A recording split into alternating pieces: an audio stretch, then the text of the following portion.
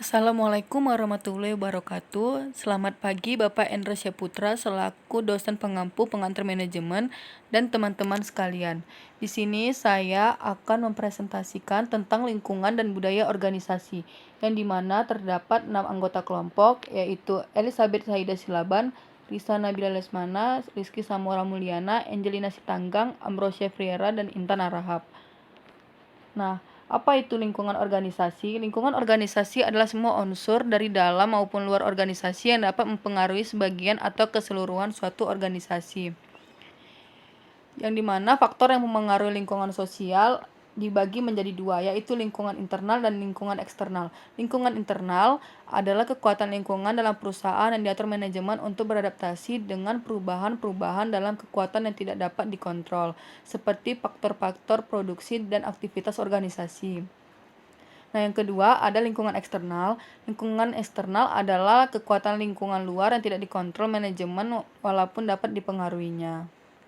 Selanjutnya ada lingkungan internal. Tujuan organisasinya ialah suatu hasil atau keadaan yang diharapkan dan dicapai yang menuntut perencanaan, pelaksanaan, dan pengambilan secara seksama.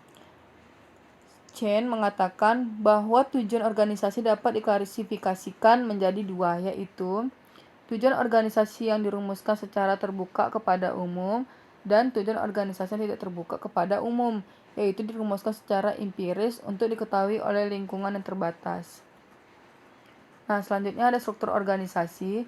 Struktur organisasi menurut Blau, struktur organisasi yang distribusi dengan posisi sosial tertentu dan peranan serta hubungannya satu sama lain melalui berbagai saluran.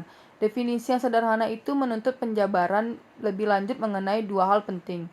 Yang pertama, adanya the division labor, yang berarti bahwa dalam organisasi orang-orang dilempari berbagai tugas pekerjaan.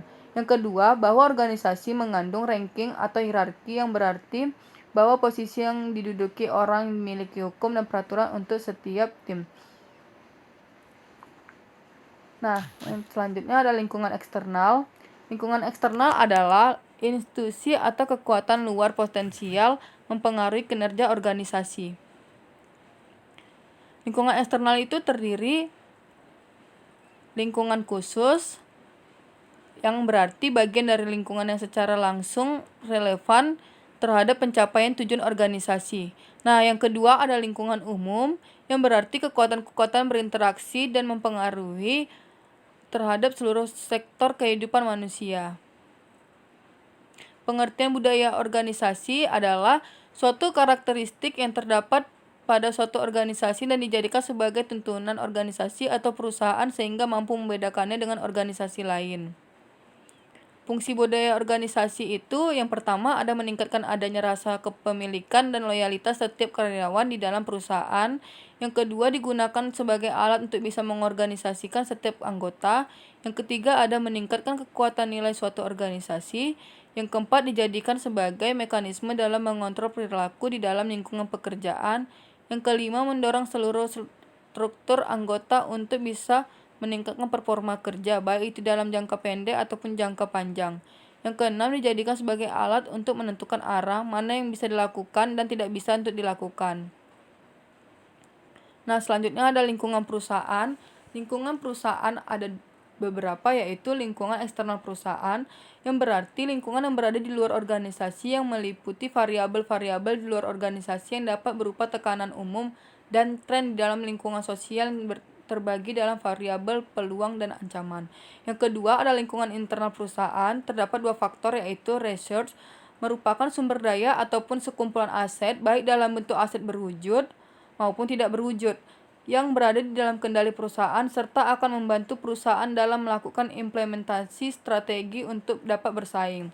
Yang kedua ada capabilities, yang berarti kemampuan yang dimiliki perusahaan untuk mengkoordinasi sumber daya yang dimiliki dan memperdayakannya secara produktif.